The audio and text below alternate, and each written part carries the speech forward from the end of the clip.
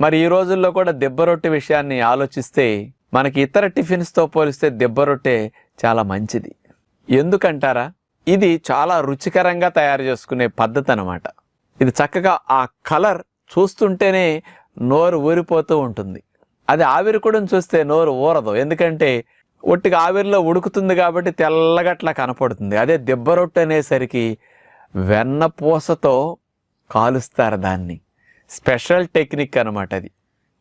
ముఖ్యంగా కప్పు మినప్పప్పుకి మామూలుగా 2 కప్పులు ఉప్పుడు రవ్వ కలిపేసే ఇట్లా దెబ్బ రొట్టెకు వాడుకుంటారు. కొంతమంది కొద్దిగా పాళ్ళు మార్చి చేసుకోవచ్చు. ఎక్కువ మంది చేసేది ఈ పద్ధతి అన్నమాట.